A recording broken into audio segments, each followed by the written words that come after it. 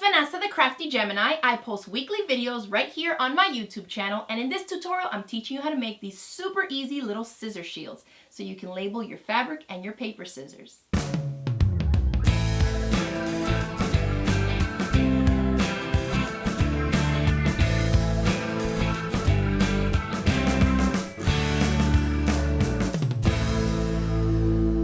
Alright, so let's jump right into the project. Let's quickly go over the supplies you're going to need. This is a great scrap busting project. Let me show you. All you're going to need is 2 rectangles here of fabric. These measure 3.5 inches by 4.5 inches, and I have them both identically cut here. One fabric is going to be for the outside, and the other is going to be for the lining of the scissor shield that you really don't see, but it's always cute to pick a coordinating fabric, okay? For the inside part, what's giving it that protection and that chunkiness of the foam is the Inner Form Plus, which is a product I like to use because it's a nice foam product. It's lightweight, but it adds body and protection, in this case for the scissor blades, and it's also double-sided fusible. So I'm using Inner Form Plus for that. And then for the little tags here, because I like to label mine, one for fabric and one for paper, right? We don't want to get those two different fabric scissors mixed up. And so for that, I just cut a really tiny piece of fabric here. It measures 1.25 inches by 2.5. And then I'm going to do the same thing and cut a little piece of Shape Flex. And this is just a really lightweight interfacing. Just cut a little piece of that to size. It's okay if it doesn't match up exactly. It's just going to help stabilize the fabric a little bit more. So we'll fuse that on when we go to fuse this. So let's move on to the next step. I'm going to grab my fabrics here, grab my iron and ironing board, and we're just going to fuse one of the fabrics to one side of the Inner Form Plus. And if you're interested in any of the materials that I'm using in this video tutorial, I'll include a link in the description box below on where you can get it. Alright, so I just hit that with a nice dry iron so it's nice and fused into place. Now we can move this out. We're going to layer now the other piece of fabric on top of this one, and we're going to layer them so that the pretty sides of the fabric are touching. This is such a small piece, I really don't need any pins, but you can use pins, you can use the Wonder Clips if you want to. I'm just going to head right over to the sewing machine, and actually let me show you, we're going to stitch down 3 sides only. So down the long side, across the bottom, and up again. Want to back stitch at the beginning and at the ends, and you're going to leave just one of these short sides open. Alright, so we're using 1/4 inch seam allowance and just a straight stitch. Alright, and I like to lengthen my straight stitch a little bit too because I'm working with chunkier fabrics like that stabilizer, that foam stabilizer. Alright, back stitch at the beginning.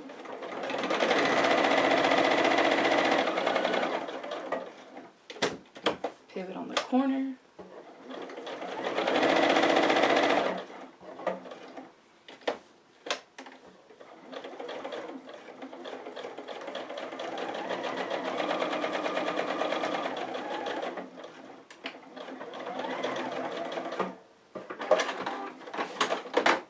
Alright, so we're back here at our work table, trim away any threads, and I'm going to also trim away the corners. So I'm going to cut it at an angle here and trim a little bit of that excess bulk. This is important, especially when you're working with bulky things like this foam. This will help things lay a little bit flatter. Okay, once you have that, we're going to reach in here between the layers of the fabric, and I'm going to flip the whole thing right side out.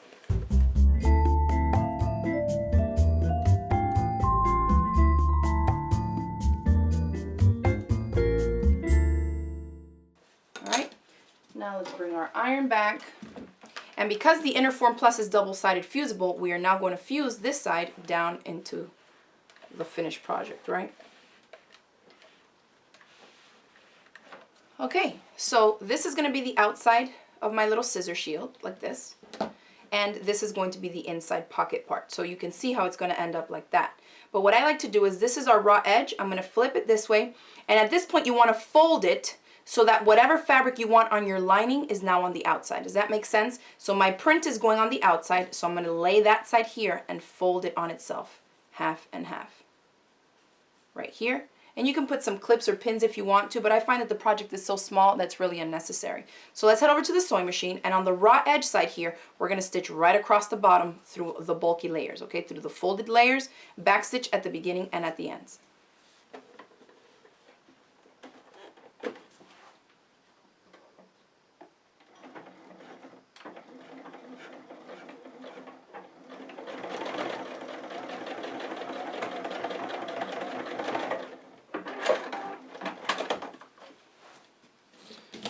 You can trim away a little bit if you want to, if you feel like you have too much bulk there.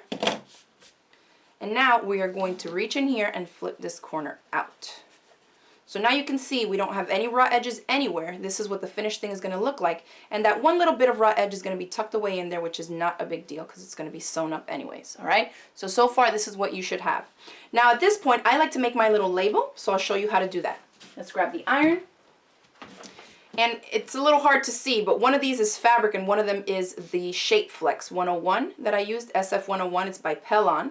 So I'm going to lay it so that the bumpy side, the adhesive side of the Shape Flex is going down onto my fabric. And you can press from this side. It's such a small piece, it's not really going to matter. So just fuse that to stabilize it a little. Actually, I'm going to fold it in half right now. So remember, this measured 1 1/4 inches on the short side and 2 1/2 the other way. Now I'm just going to fold it in half. So that whatever the pretty side of whatever fabric you decided to use for your tab is now facing the outside. That's the part you should be looking at. All right. So at this point, you can write on it, or sometimes I like to just write on it afterwards. I like to use these Micron pens. It's archival ink, it's acid free, and once I hit it with the iron, it really sets it. So this is what I like to use for my quilting labels as well when I'm writing on them. So this is going to work fine for this project.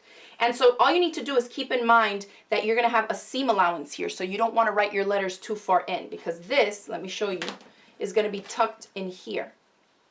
Okay? So keep in mind that little bit you tuck in there, you don't want your writing to get caught. So we're just going to write fabric close to the top fold. So I can use these for another pair of fabric scissors. I think these would make really great gifts for your crafty friends, right?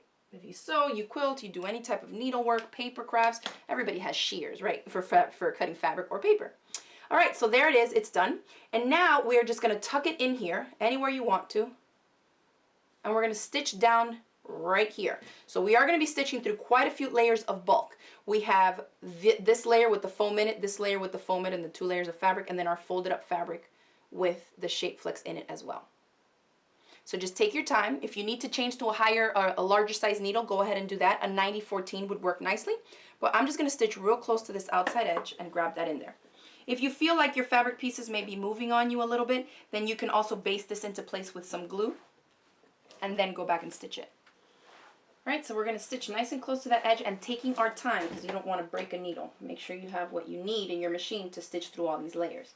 And again, go ahead and elongate that straight stitch as well. That will help you get through all that bulk. Back stitching at the beginning and at the end.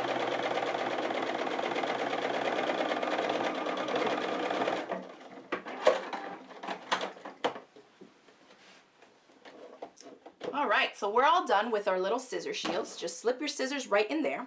Now, one quick tip to get you to customize it. If you find that your scissors are slipping out of it a little bit too easily, all you need to do is go back in here and do a second row of stitching, similar to the one that we just did. And that's going to just cinch this in a little bit more and make the pocket part a little bit narrower. I went ahead and did that here so it can fit these fabric scissors, which are a little bit smaller than my other ones.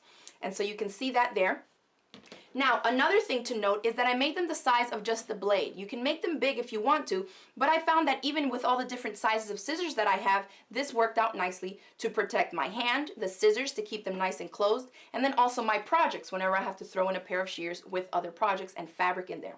So I think it would make a really cute gift to give to a crafty friend or to make for yourself, of course, and to label them to keep those family members who love to use our fabric scissors to cut paper with, right? So give this project a try, and if you do, remember to take some pictures. You can upload them to social media. Definitely tag me. I'm Crafty Gemini pretty much everywhere. I'm on Facebook, Twitter, Pinterest, and Instagram. And if you enjoyed the video tutorial, hit it with that thumbs up below. Share it across the different social media sites, and don't forget to click the subscribe button so you won't miss out on any of my future videos. Thanks again for watching, and I'll see you next time.